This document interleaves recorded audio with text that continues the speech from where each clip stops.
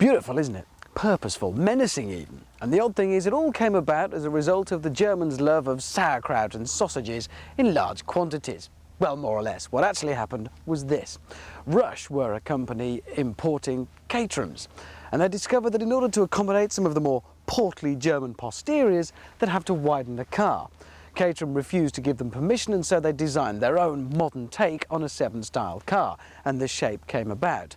Dax then stepped in and decided to start bringing the Rush in, but they felt the build quality wasn't up to scratch, so they re-engineered it underneath and on top, and this is the final result, the Dax Rush.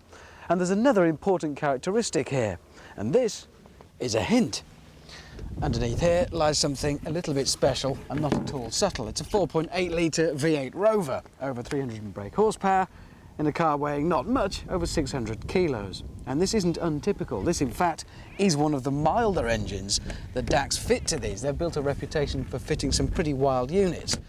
Tales of incredible horsepower attained from these cars are not unheard of. And we could stand around all day and talk about it. Or we could drive it. I think we should drive it. Which in a car of this type is always going to mean a bit of a fight to climb in, although it's not too difficult in here. And straight away you can see that the standard of finish and fit inside is just as good here as it is outside. This is a factory-built car, but Dax reckon that this standard is perfectly achievable for all of us. And I do like the sensible and practical layout in here. I like the way the dials move across into the passenger side rather than hide them behind the steering wheel. And let's face it, they're never going to be too far away to see. Having said that, it doesn't feel too cramped in here. I don't think my elbow will be in the ear of any passenger. So that's certainly a nice place to be, but obviously it is a purposeful place to be, and the purpose is moving along at some speed, so enough talk, let's fire it up. We're certainly not in gear. That would be a bad thing. We'll be straight over the trees if we are. Beautiful sound, obviously. Snick it into gear with this rather lovely silver gear knob. I do like that. Take the handbrake off, which unusually is located here. But that's quite a nice way of tidying it away, and that's about it really. We're off for some fun.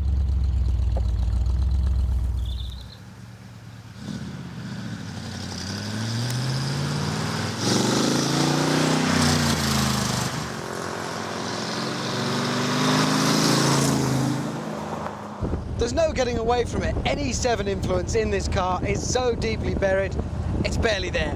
Whereas the old car was about a bit of sort of what-out chaps and a quick jaunt through the countryside and your slightly underpowered British sports car, this is not underpowered. It was designed from the very outset to accommodate huge amounts of brake horsepower. And this, at about 330, 350 brake, is actually one of the most, well, underpowered versions, if you can imagine it. These things have been powered up to over 700. It's incredibly stiff, the ride is absolutely rigid, the steering as direct as you can imagine, and the noise, well, try this.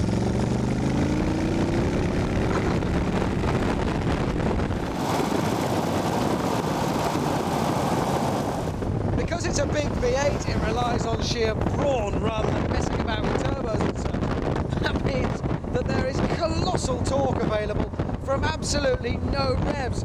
More or less, any speed you like, any revs. Gears are all irrelevant. Just floor your right foot and off you go.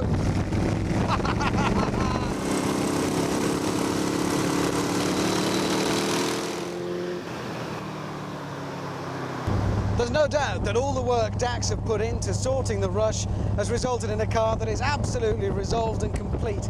It is well able to handle colossal amounts of power and overall really does feel finished, complete. This is how it should be.